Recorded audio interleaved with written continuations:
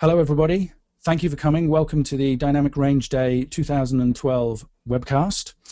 And I have here with me Charles Dye and Big Al Wagner from TurnMeUp.org. And Al wants to play us some special intro music. Here we go. I'm shocked and stunned. Actually, I should have been able to predict that. Yeah, me too. Charles, why don't you tell us why Al has played that as intro music for you? Well, it's Ricky Martin's "Livin' La Vida Loca," which I'll neither take credit for being the beginning of the Loudness Wars, but I would take credit for how loud it is. That's for sure. Others have blamed it as being obnoxiously loud, and I will not disagree with that. But yeah, that was a song that that I mixed, and it made as loud as that when it was presented to the mastering engineer Ted Jensen, and he essentially didn't touch it as far as loudness goes, and he takes essentially probably no pride at all in it from a mastering standpoint, simply because I didn't give him, I say unproudly, I didn't give him any headroom to do his job. And there's no secret to how I did it. I just had L1, which was a fairly new and starting to become popular plugin at the time that was mixed in 1999. And I had that across the mix bus and had it set at -6 dB, and so my mix was peaking at what it would have been peaking at normally, and then I made it about 6 dB hotter. And so all Ted did was slightly alter the EQ curve. Now, at that time, was that because you weren't concerned about loudness, because you thought loudness was important, or just because that's what the clients wanted? Actually, probably it was more based on just kind of ignorance, more than anything. It wasn't that anybody, since L1 was so new at the time, and brick wall limiting was not being used in mixing by anybody at the time for the most part. In '99, people were presenting much more dynamic mixes to mastering engineers back then. This plugin, when people mixing records all of a sudden had the ability to do brick wall limiting that aggressively, something that pretty much only mastering engineers had the tools to do previously. I quite honestly had no idea that I was taking the job of the next guy down the line by doing it. We called it the everything good button. Because when you had your mix before it and then you had your mix after it, it was like, okay, it's just so much better. And because we never did an A/B at the same apparent volume, so we weren't hearing it quieter, before 6 dB quieter, after 6 dB louder, it was essentially undeniable. But obviously, I know what was happening. I did not at the time was 100% clear on what was happening, but it became clear to me very soon after that, within a few years, or within a year. It's just literally taking every snare drum and stuffing it inside the mix, and every kick drum stuffing it inside the mix. At the same time, turning every space in between it louder. I mean, I was aware that I was doing that. That was apparent to me from an audio perspective, but since everything else on the radio was essentially that loud anyway, it wasn't like this wasn't being done at some stage before it hit the radio. So that's the story. Do you know how loud it is? Is it loud by modern standards? No, not even close. Not even close to the stuff that's been coming out. Well, actually, I'm sure we'll talk about it. More dynamic stuff is coming out now. But if we go to what would maybe have been the screaming peak of a few years ago, that stuff's definitely louder. Cool. Okay, so that was before, obviously, before Turn Me Up started, but I know that you and Al were both founder members of Turn Me Up. Al, can you tell us a bit about how that happened, and maybe Charles can fill in his side of it? Yeah, I don't remember the exact way that the discussion started, but over at Charles Mix It Like a Record forum over at Mixerman's website, we got into some long and in-depth discussion that really resulted in the, I'll say, like, well, we can say all this and we can talk about all this and it's really interesting, but we're not getting anywhere. But the bottom line seems to be we want to do something about it. And I said that whatever it is, I wanted to help. And so I think that day we started, we registered the domain name. And it was all downhill and or uphill from there. And when was that? Oh, Lordy. That's a good question. I think 2007-ish. Okay. Oh, that's interesting. So only maybe a year or two before Death Magnetic kind of hit the headlines. I think it must be earlier. Anyway, we can look that up for the historical record. Okay, so Charles, another thing I'm interested to hear from you is, you're an award-winning mixer and producer. Nowadays, when a customer or a client, do you get clients coming to you and saying, I want this super loud? And if they come to you and say that, do you say no? Do you persuade them not to? Do you pass the work on somewhere else? Or do you just say, well, the client is always right and do it after explaining to them why they shouldn't? I actually, I certainly spend a fair amount of time since we originally started the TurnMeUp thing. I had already at that point had an ongoing dialogue with every client for at least a good solid year or more prior to that. And at the time of us starting TurnMeUp, we actually did it together with an artist named John Ralston that I was working with and whose album I was mixing.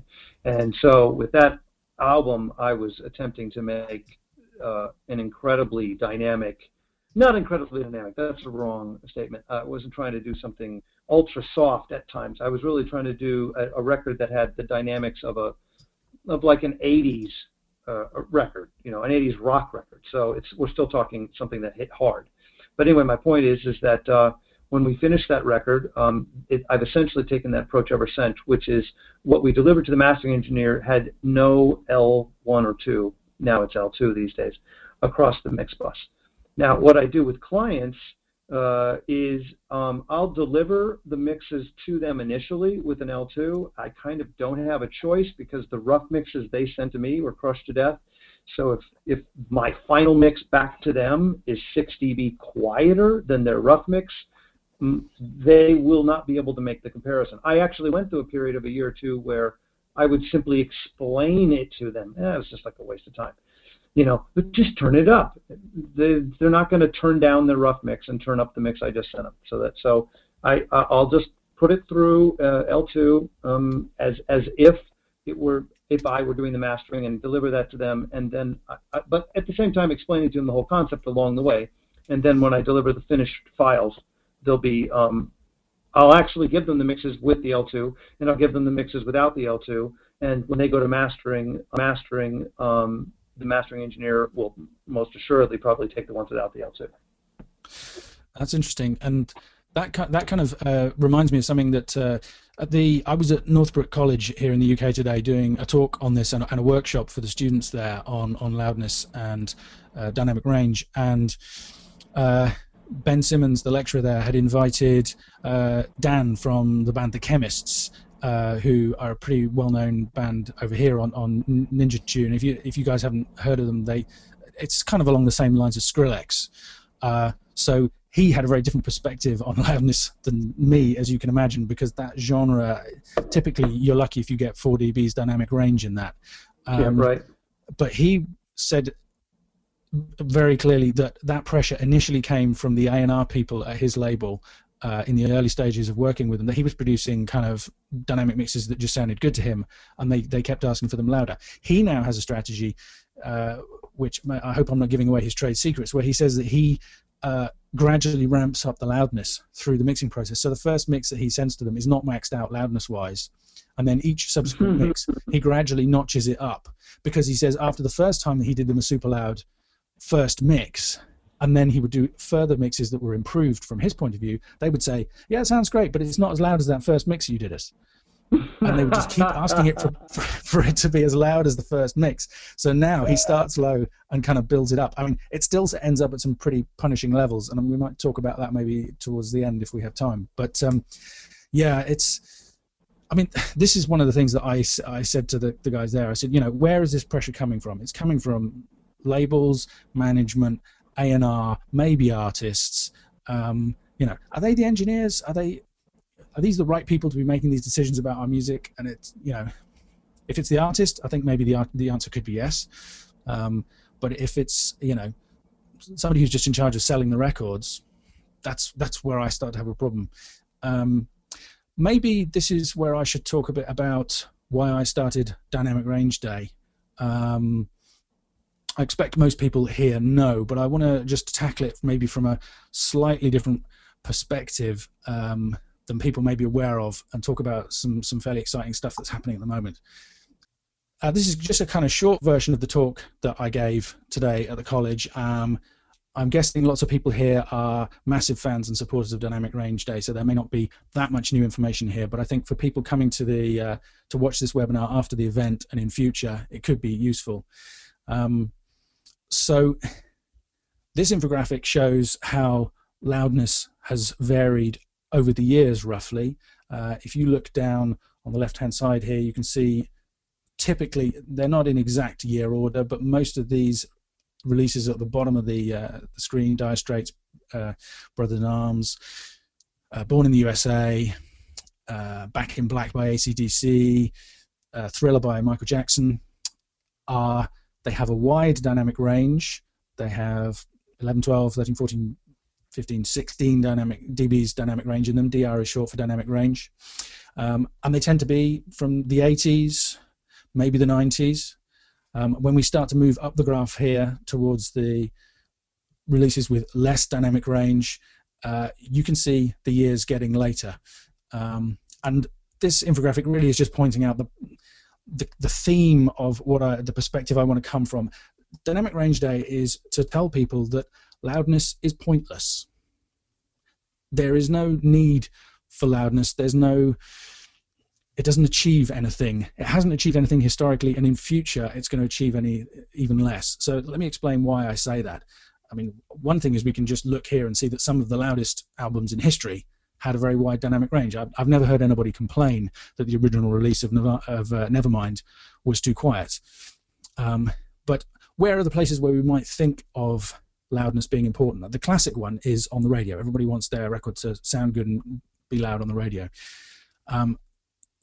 It's a myth. I'm going to illustrate that with 3 graphics that people may have seen from a post on my website.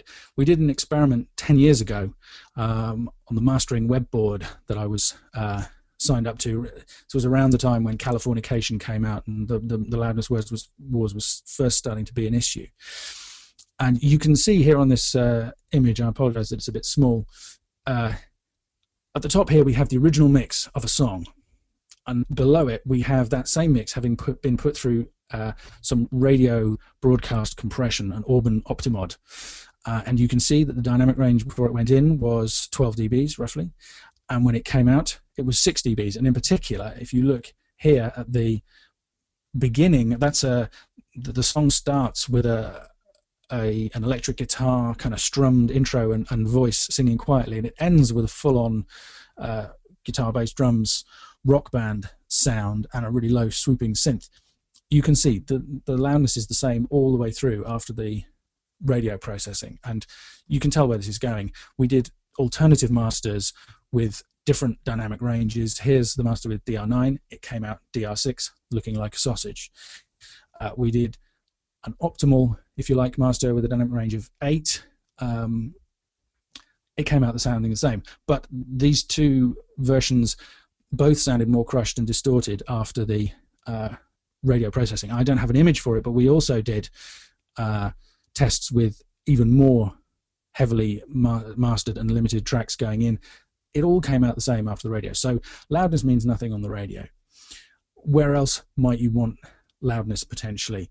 On an MP3 player or an iPod, most of them have volume equalization settings. On an iPod it's called sound check, I think. It evens out the levels to stop people being annoyed by CD volumes changing or track volumes changing all the time. Same thing applies to online players like Spotify. It has a setting in the preferences that's on by default. Most people don't know it's there and never switch it off, that makes the loudness, or the replay volume, I should say, of all the tracks similar when you listen to it. So, and that's not extra processing. That's just changing the volume level. So in some ways it's better than the radio situation where you're adding distortion and limiting potentially on top of something that was already really hot. And then the final scenario is just somebody listening to music. Somebody puts a CD on, somebody's in their car, someone disables these features in their player to get the original replay volume of the tracks.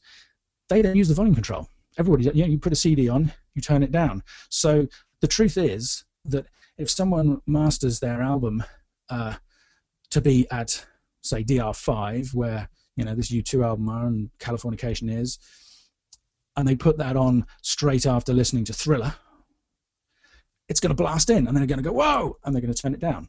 So you get maybe 3 to 5 seconds at the most of impact from that loudness, and then it goes away. So that's historically why loudness is pointless. But the big change that's happened just recently is the introduction of a set of standards and some regulation to follow that. So I can never remember these acronyms. There's an international standard for loudness measurement and a set of recommendations that go with it.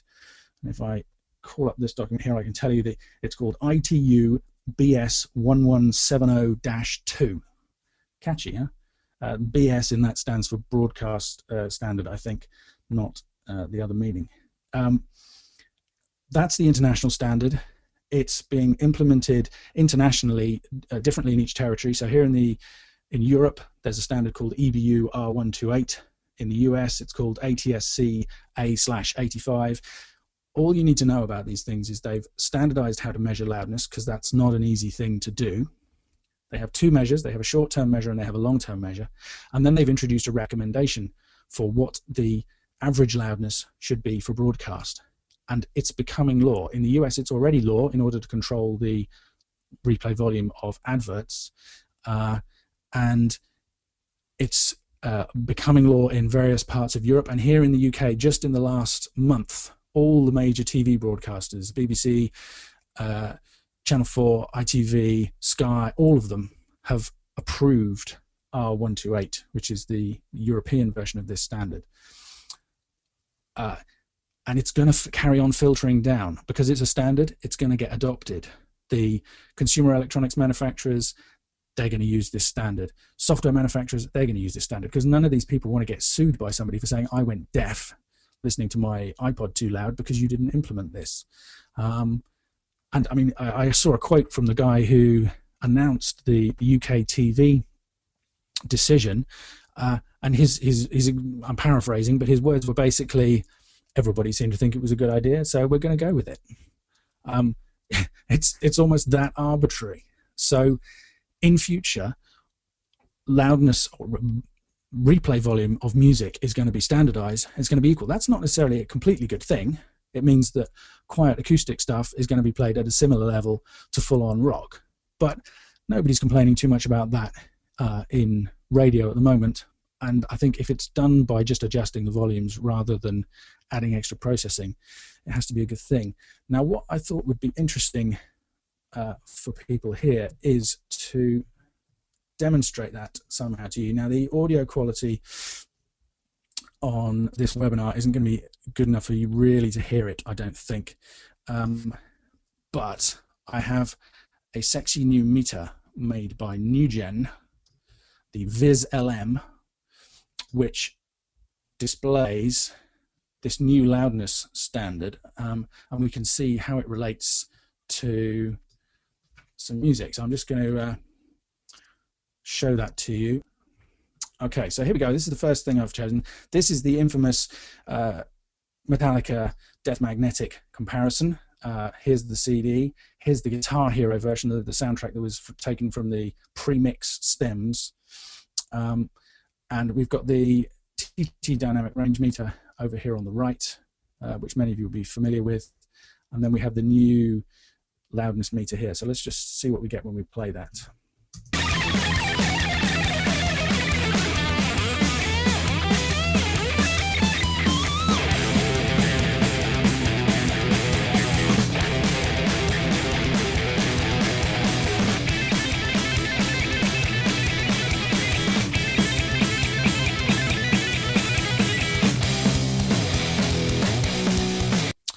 So there you go. If you were watching the TT meter over here, you could see during the CD sections, it went really thin and pinched and red, showing the very restricted dynamic range. I've obviously equalized the levels, and you can see that here on the meter. The scale on this doesn't, I'd like it to expand more. That's been requested in a future version. But you can see there, this is the loudness range. So even on the supposedly dynamic Guitar Hero version, there's not a heck of a lot of range there. We'll see more of that in a minute when we look at one of the other examples. We have another Rick Rubin example, which is the latest Red Hot Chili Peppers album, and this is the comparison I put on my website of the vinyl versus the CD. The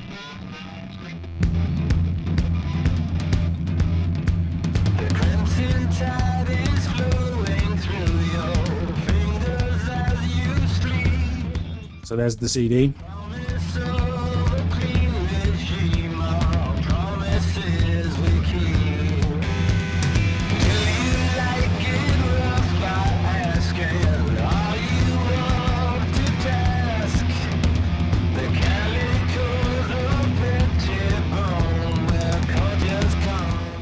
None of that's going to be that much of a surprise to you guys. But now we'll do a less scientific comparison between two very famous artists. You're going to recognize who these are. And I'm going to use the solo buttons to flick between which one's playing. So keep an eye on the dynamic range here and also on what happens on the new gen meter down here. Hi, my name is what? My name is my name is it's named Sadie. Hi, my name is my name is what? My name is it's named Sadie. Hi, my name is what? Excuse me. If you want it, you can get it for the rest of your life. If you want it, you can get it for the rest of your life. Something wrong. I hold my head. Wanna copy me and do exactly like I did? Try sit and get fucked up worse than my life is? My brain's dead weight. I'm trying to get my head straight, but I can't figure out which Spice Girl I wanna impregnate. And Dr. Dre said, Slim Shady, you a basic. Way headed up the stairs. To my surprise, a nigga replacing me. I had to take a... So I think that's pretty clear. I've turned the Kanye West track down by 4 dBs, playing Eminem back at the original level, and look at the difference here in the loudness range between those two. And I mean, you can hear that in the tracks, but this meter is a very useful visual identifier for this kind of stuff. Now, but the next most interesting thing to notice is I matched those two by ear. But if you look at this here, the meter is reading the average loudness of Kanye as even louder than I've got it. I think I tried it this afternoon and it's about an extra 2 dBs. So if I take it down by another 2 dBs and play it. Lights, top lights, flashlights, spotlights, strobe lights, street lights, all of the lights, all of the lights. Fast life, drug life, thug life. Come here, Sly Shady, wait a minute, that's my girl, dog. I don't give a God sent me to piss the world off. In fact, it's still reading is a little bit louder. But this is the future of broadcast and eventually of everything else. This stuff is going to be standardized. I mean, it's great news for supporters of the idea of more dynamics in music, because now the way to get your music to stand out from everything else when it's all averaged to this level is to put some dynamics back in, because you're allowed short-term variations in dynamics. It's the average level over time that has to be consistent. And out of interest, the place where that standard has been placed for broadcast is here at -23 loudness units. So you can see how much headroom there is available there for films. That's the main reason that it's down there, because films have a much wider dynamic range than a lot of other stuff. But what I was saying to the guys at the college this afternoon, because these are young music producers doing a course, learning their trade, And at the moment, they're attempting to emulate Skrillex. A lot of them are doing electronic music. And I said to them, by all means do that. But if your music's going to be played back down here at minus 23 LU, why not? Why would you want to restrict yourself to not using that extra range that's available above? And I've got another final example here, including Skrillex, just to demonstrate that. So we've got...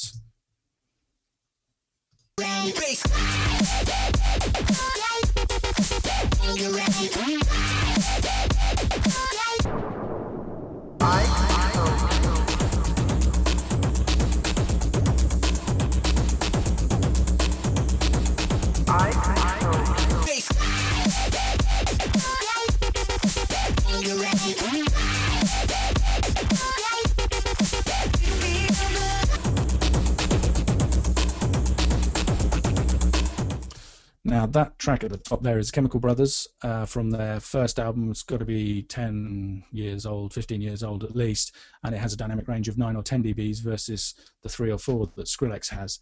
And what I said to these young music producers is, you know, it's like Skrillex is driving down the motorway with his foot flat on the floor. He has nowhere to go. If he wants to overtake somebody, he's got no more dynamic range to use, whereas the Chemical Brothers can do that.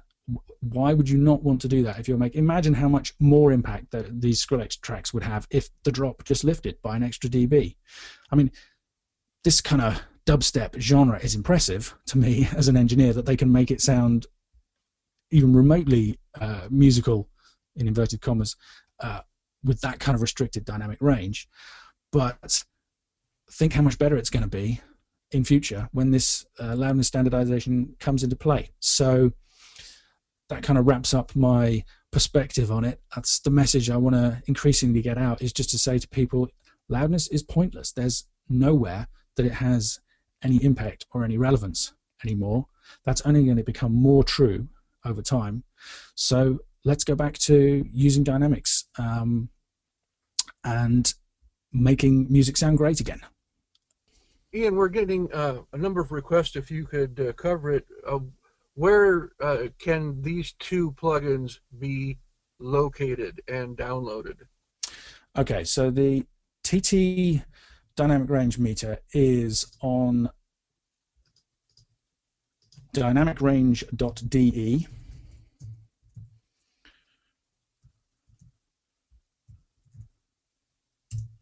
And actually, that reminds me, let me go back and show, don't let me forget to show you the third plugin I have in that project.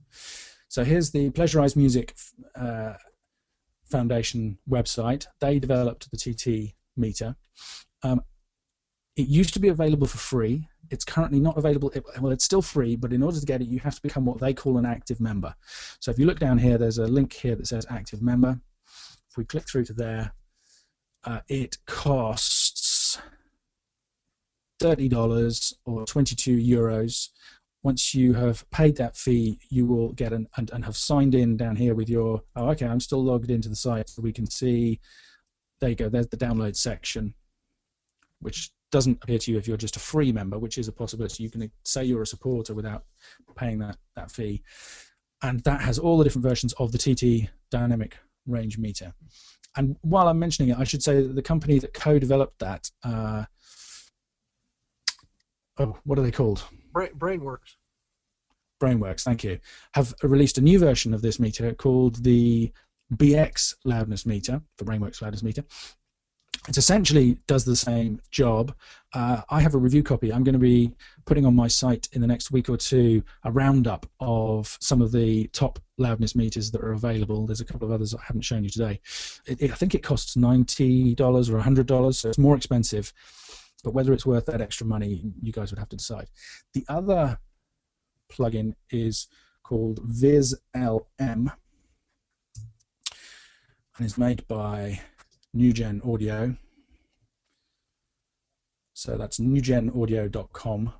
But here's it's called, the one that I had there, there's two versions. There's the C for compact and the H, which means with the history, that graph that I was using. And I think it's about $300. It's more expensive than that because it's coming out for me as £336, so that's going to be quite expensive in dollars. So it's a great meter, but it's not cheap. Waves also make a loudness meter, which is also a few $100s, and TC Electronics make the LM6 loudness meter, which I also like very much, is very good. That's another option. But here's the scoop. You don't have to pay even $30 for a loudness meter that you can use, because you can buy this for €6.50. I don't know what that translates to in dollars, but this is the VUMT. I'm not sure what the MT stands for, but VU, it's an emulation of a traditional analog VU meter, which is the tool that I used when I was trained as a mastering engineer to judge loudness. And actually, I posted some really enthusiastic tweets on this about Twitter when I found it just a couple of weeks ago, because I was so pleased. It had never occurred to me to look for, because I used to work, as you probably know, at a studio SRT. They closed, and I don't have access to their rooms now, and the studios that I now use don't have traditional VU metering. And I hadn't realized until I started using this how much I missed it. Maybe that's just because I learned so much from it, but I actually think VU meter is a really useful indicator. One of the problems with this graph over here is that really this nitty-gritty stuff we're really interested in is very small. Maybe when if they can make it the scale expandable, that'll be better. But even so, and reading the TT meter, these things work on pure maths. So they give you a very accurate result, but I find it quite hard to interpret sometimes. The great thing about the VU meter is that because it's a needle and it's emulating, ballistics of this kind of analog thing, it emphasizes the most important range, which is the 0. What you need to do is adjust. I recommend, if you want to get a DR of 8, which is what I'm recommending as a good rule of thumb, certainly no louder, you set this setting down here in the window to -8. If you set it to -12, you'll be going for a dynamic range of 12 dBs. If you set it for -14, you're going for a dynamic range of 14 dBs. Set it to -8, and then aim to get the needles bouncing around the 0 value on the VU meter. You're going to be in the right ballpark. And the nice thing about it is you turn it down a bit, the needle go down a bit. You turn it down a bit more, and the needle drops off a lot. So it's most sensitive at the 0 point, which is where you're aiming to get your music. So if the music wanders too far from your chosen loudness level, it's a very clear indication. So I'll quickly show it to you in action. It's a very realistic emulation of the real thing. I mean, I don't have a real VU meter here to compare it with, but it feels right to me. So here we go.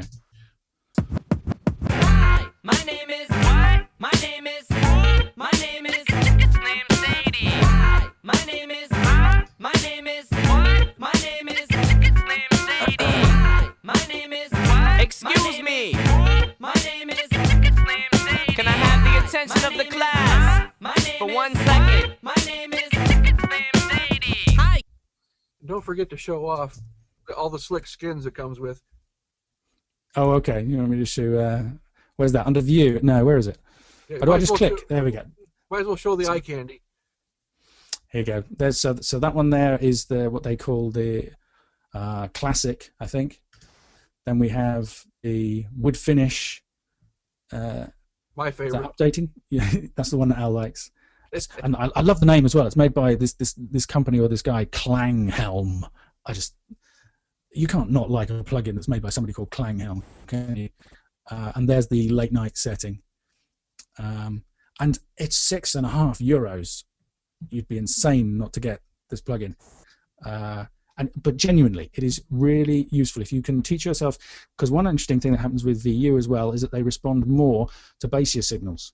So if you have a mix where the needles are pegged and it's still not feeling loud enough to you, that's probably a clue there's not enough bass in. You'll find you add the bass back in, suddenly you can back off on the level, the needles will sit right, and it'll sound right. So once you've learned to use it, it will tell you something really useful about your mixes.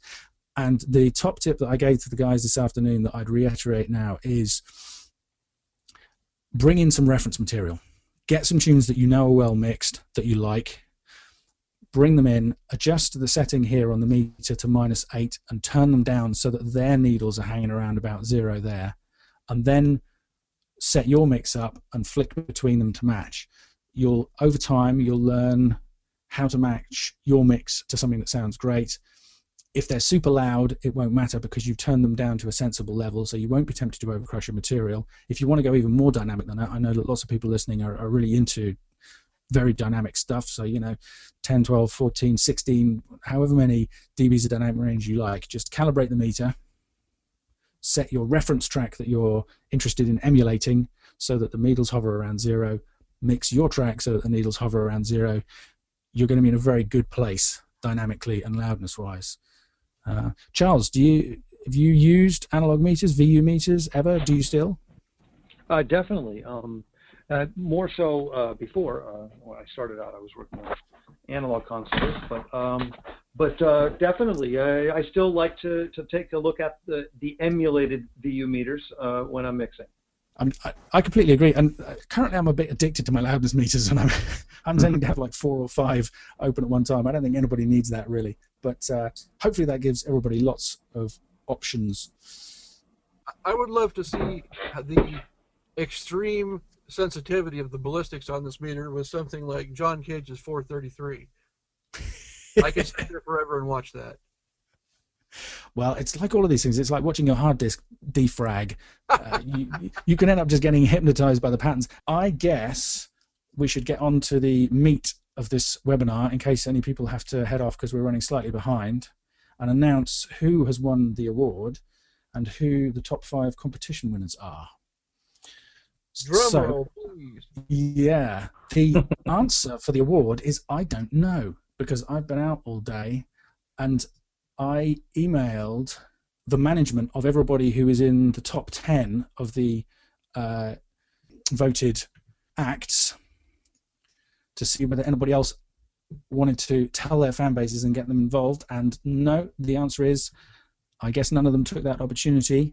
The Björk fans have it by a considerable margin. So the winner of the 2012 Dynamic Range Day Award for Best Sounding Dynamic Album of 2011-2012 so far is Biophilia by Björk. And I have to say, that's something I'm very happy about. Stephen Wilson was in the lead for a long time. And to be honest, I would be very happy if any of our top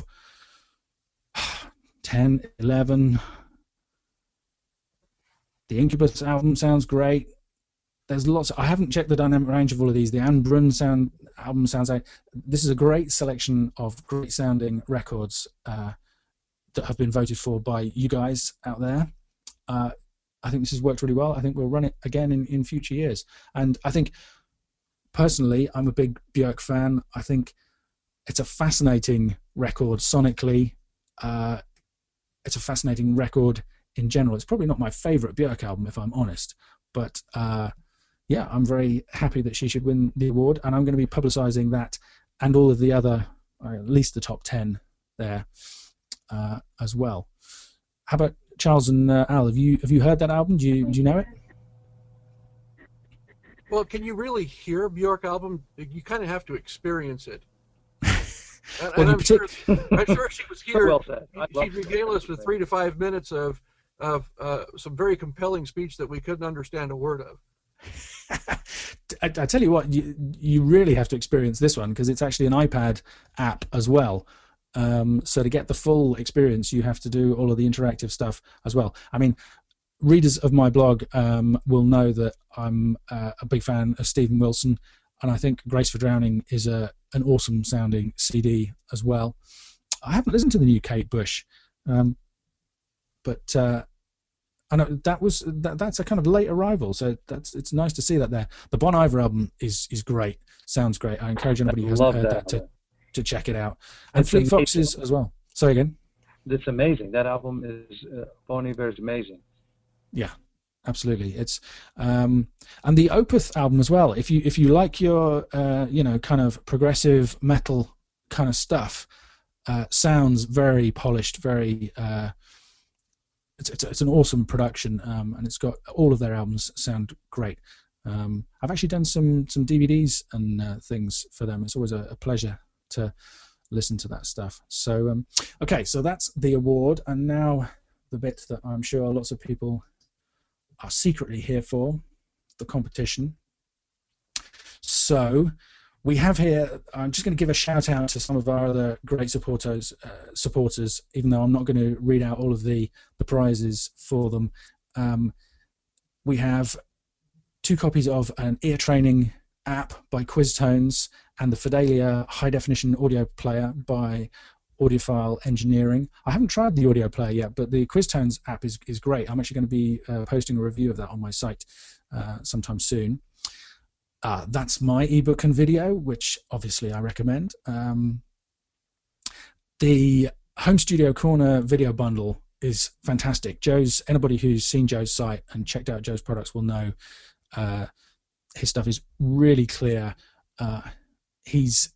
There's no messing with Joe. He gives you what you need to know in a really understandable way. Highly recommend those. So whoever wins those 2 is going to be very pleased, I'm sure. And Mixing Strategies by Björgvin, I hope I pronounced that right, over at Audio Issues. So much sound advice in there. So thank you guys for donating those prizes. And while we're thanking people, let me just thank some of our other supporters over here on the other page, because really it's the supporters who've made Dynamic Range Day what it is. Here are all the logos of the people. We'll be talking about the guys who've donated the top prices in a minute. But we've had fantastic support from Audio Tuts Plus, or Audio Tutes Plus. I don't know how you pronounce that. There's a great site with lots of tutorials on mixing strategies. Anybody who's learning sound engineering, I recommend that. Pro Sound News have featured us last year and this year. They've given us great coverage. We've had a lot of publicity from them. TurnMeUp, don't know who they are. Mastering Media, that's me, that's my company. The Pleasurized Music Foundation for developing the TT meter and helping us with this, our goal. And Darkroom Mastering came in this year with some great publicity, and wanted to mention. And then we have our individuals: Bob Ludwig, Paul Frindle, and Charles. Thank you. So thank you. Back to the competition. We will go in reverse order, although the order is fairly arbitrary. So first of all, the prize, the Harrison's Mixbus DAW software. I haven't used this. It looks cool. Say again? Sorry, that was my computer talking. Oh, okay. Harrison, I'm sure you guys know, make classic analog consoles. Used, I think it was Harrison used on Thriller, if I'm right. Used on so many great albums, and this DAW aims to emulate that in a software package for you. So they've focused on making the interface as similar to their consoles as possible, getting that analog sound. You know, a lot of the cool stuff about analog is the choices the engineers made when they designed them about what you can control and what you can't. So it's kind of, it seems maybe a bit restrictive when you start with it, but you suddenly find that what they've given you is exactly what you need. And another thing I really like about the DAW is that it has Bobcat's K14 metering built into it. It's kind of an RMS based loudness measurement, and it's a little bit complicated, but at the end of the day, if you don't push the Harrison mix bus into the red too much, you're going to get nice dynamic sounding mixes. So that's great, and that prize goes to number 5 on my list. It's the one that I can't pronounce. It's Przemysław Rel, maybe.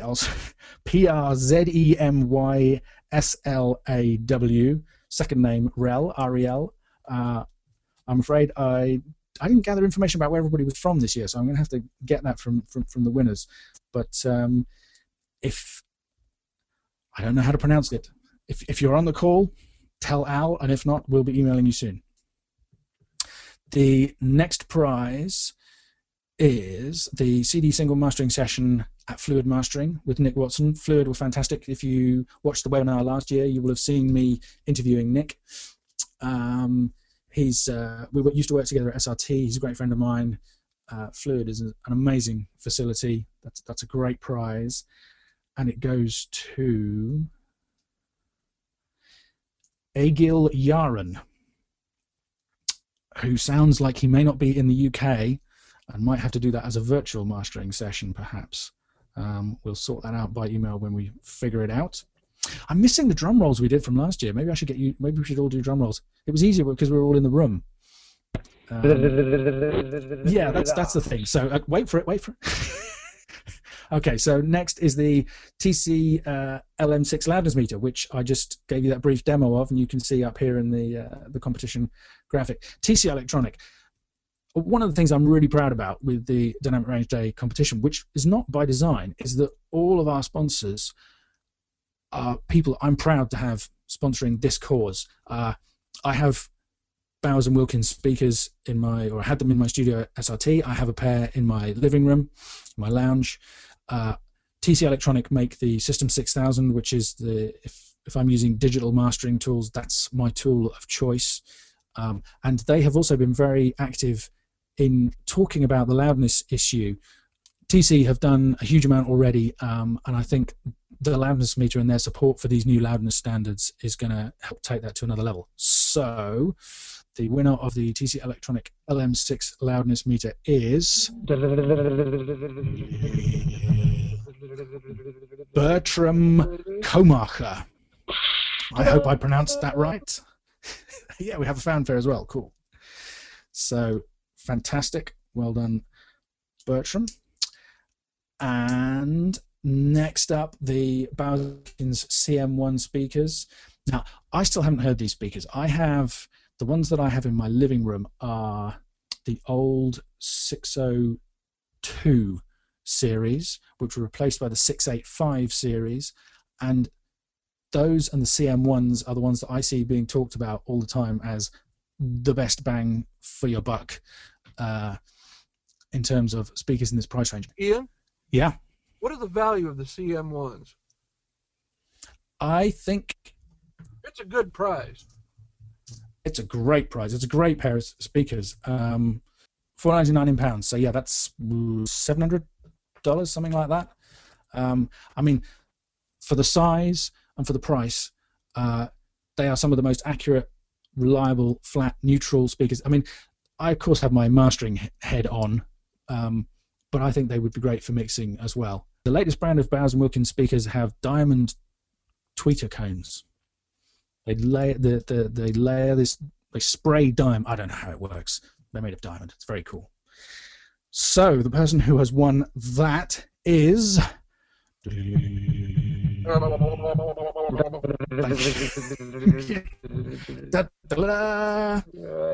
Dylan Blue Addy Jones. Congratulations! Jones. Yeah, fantastic. Well done, Dylan. Sounds like you might be maybe UK or Ireland. I don't know. It'd be interesting to find out where all these people come from. And finally, last year, I want to give special thanks to SS because honestly, they kicked Dynamic Range Day into a higher gear. Anthony David contacted me out of the blue last year when I announced I was going to run the second Dynamic Range Day and said, hey, we would love to support this. Would you like a prize for a competition? I hadn't even thought of doing a competition at that stage. Last year it was their little Super Audio mixing desk, the kind of Project Studio sized SSL desk. This year it's the legendary, I would say, SSL bus compressor within a Super Analog Minx Mini X-Rack. So you can use it in any studio environment, even if providing you have A to D and D to A. I think everybody knows about the SSL. I've had some raised eyebrows from people saying, really? The first prize in a Dynamic Range Day competition is a compressor? And I wrote a blog post about it because the answer is yes. As Anthony David said last year, we're not talking about eradicating the use of compressors and limiters. Compressors and limiters are a vital part of the production process of modern pop music.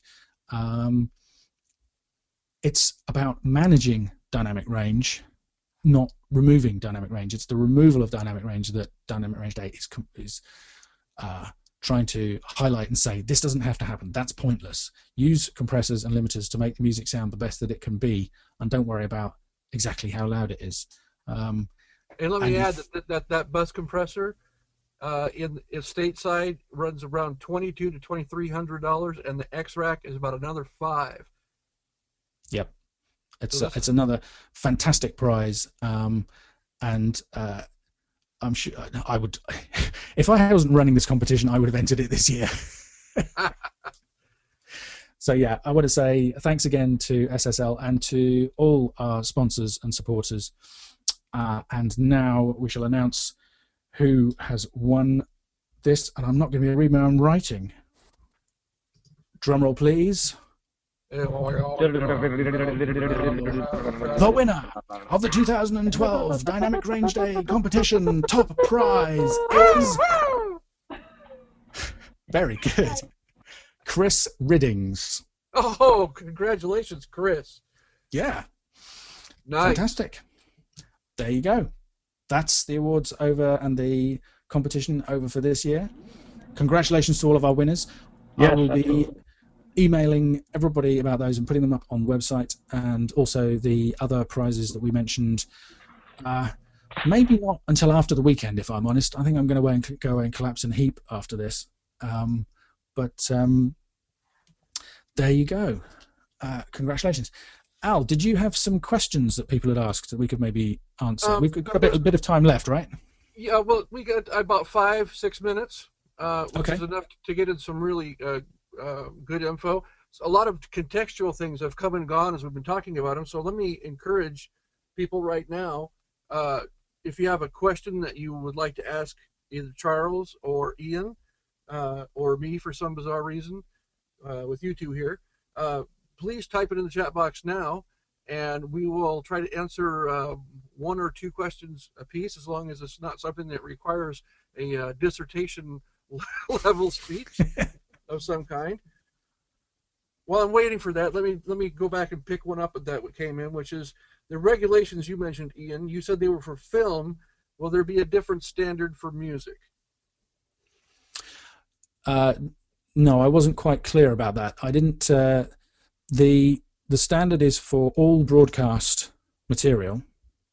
The reason it's minus 23 loudness units, when we've seen that even relatively dynamic music only has a dynamic range of maybe 10 or 12, so there's a huge amount of headroom there, is to allow for films which have much more dynamic range. So in a film, I think Dolby reference for dialogue is minus 18 dBs. So the minus 23 is kind of in that ballpark, and then it allows for an explosion or a bomb going off, or the Titanic hitting the iceberg in the films on top of that. So a lot of that headroom will go unused, I would think, in the majority of programming. But the standard has been set to cater for all of those scenarios. And just to reiterate, it's not making loud music illegal. Anybody who wants to make loud music, crushed music, anybody who wants to sound like Skrillex is absolutely allowed to do that. It's just that the replay volumes will be evened out by the broadcasters, and I predict eventually by devices and software and pretty much everywhere. And out to either one of you, this has been hot in the news the last couple of weeks. Thoughts and opinions on the new standards for mastering for iTunes? Basically, I think it's a good thing. I think there's a lot of confusion about what mastered for iTunes actually means, and I think the waters are being muddied a bit by things that different people are saying. So I would encourage anybody who's interested to know my perspective on that to read this blog post here, Mastered for iTunes, the Saviour of Great Sound.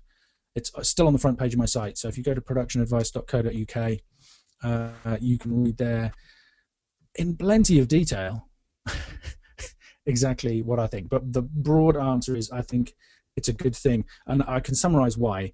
They're recommending you supply high-quality files for mastering, the highest quality you can. They specifically mention the loudness wars and not pushing the levels too high, not clipping things. And it seems very likely that in future they will use the high-res files that you supply them to send higher quality files to us as consumers.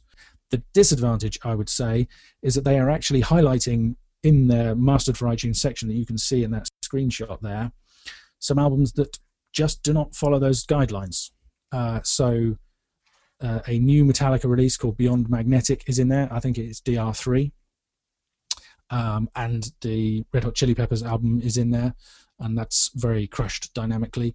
So at the moment, I'm seeing it as a missed opportunity. I've written there, the savior of great sound. I do think it has the potential to really mean something, to really be a badge of great sound. Right now, I'm not seeing that happening, so I'm skeptical but optimistic about it.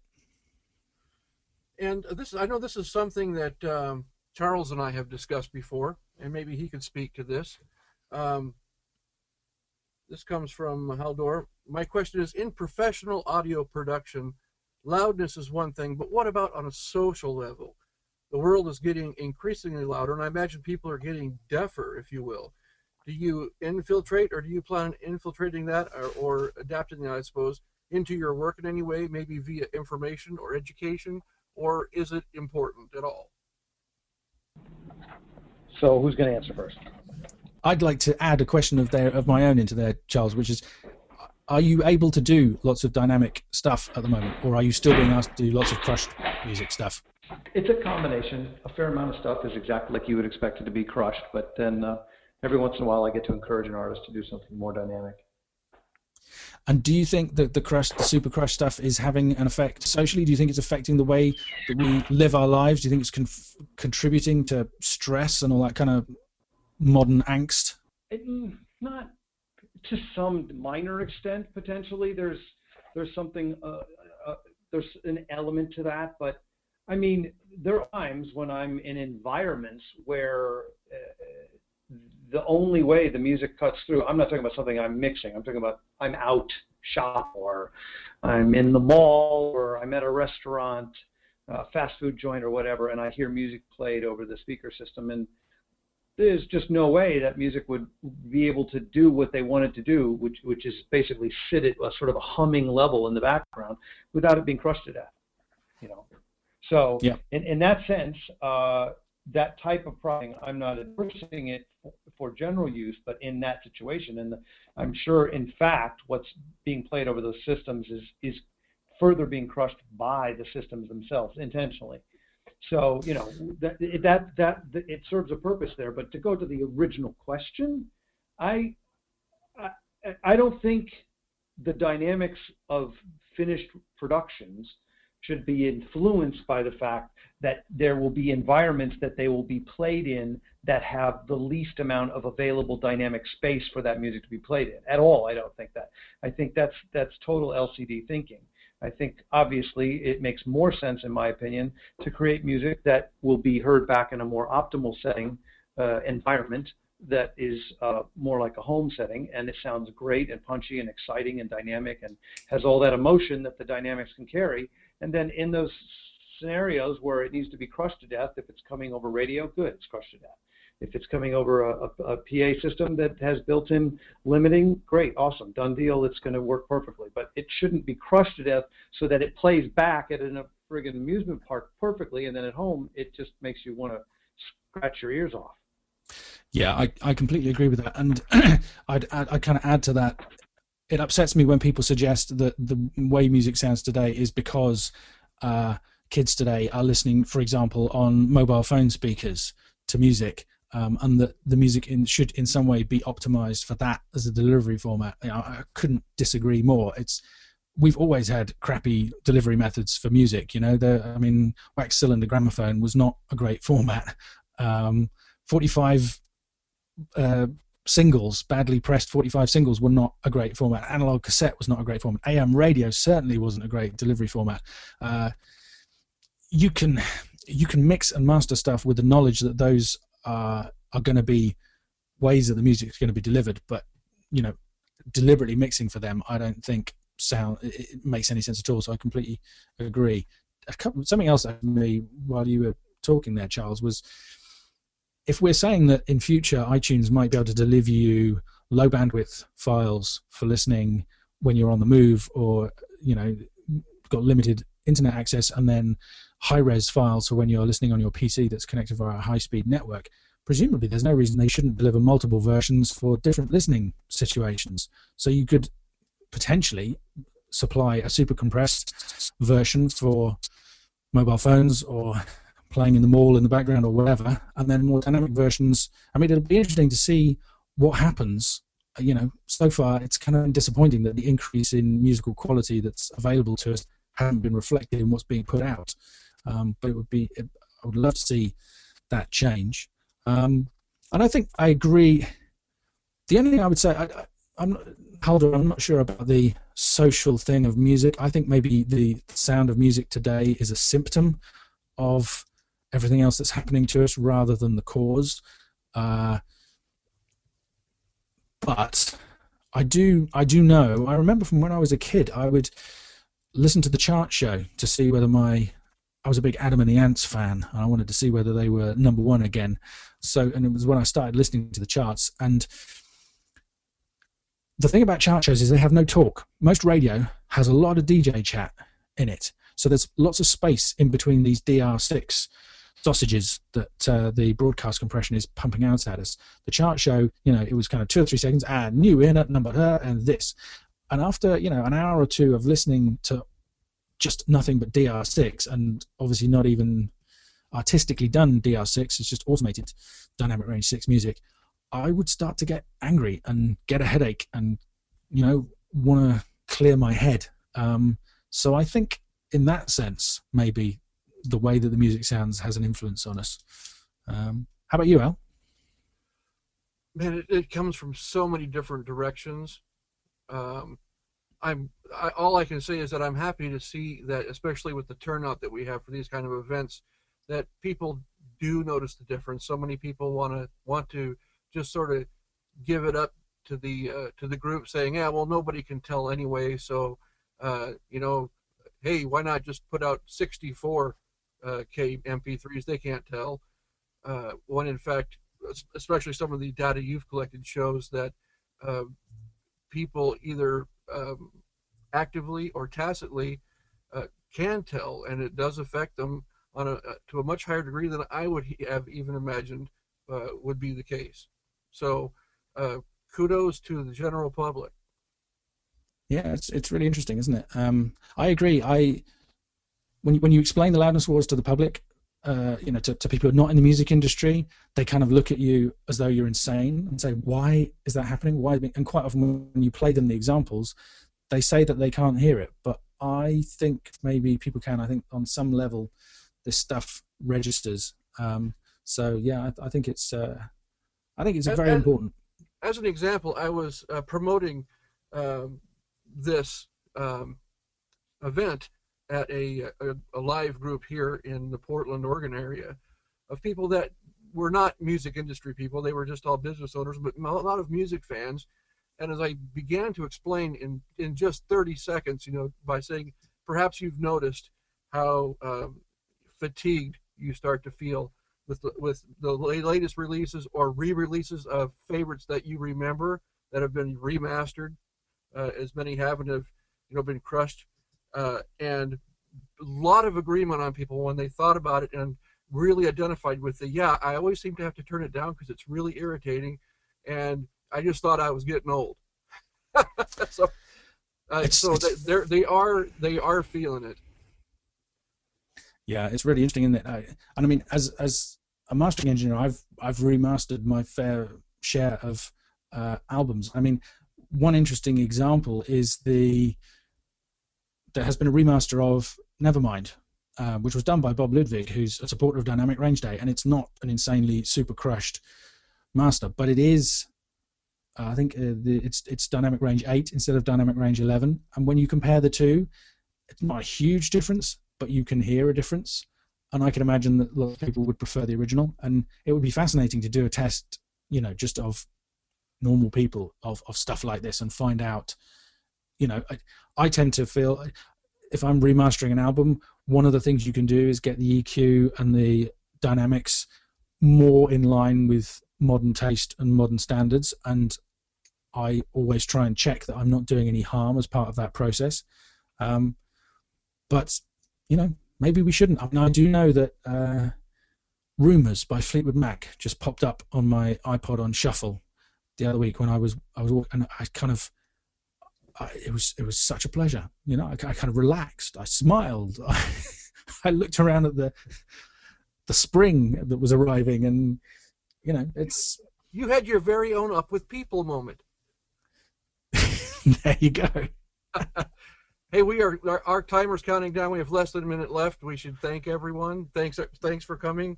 Absolutely. Stay in touch with us. Thanks for having me. Yes. Thanks for coming, Charles. Great to hear from Charles. Be sure to stay in touch via our Facebook page, through the Dynamic Range site, through TurnMeUp. Sign up to the email lists. Sign up to stay informed, and more information is coming soon. Stay connected, and we're so happy to have you. And I'll say something nice and cheesy. Stay dynamic. Stay dynamic. Thanks, Al. Fantastic job. Thanks, Charles, for coming. Thank you, everybody, for being here.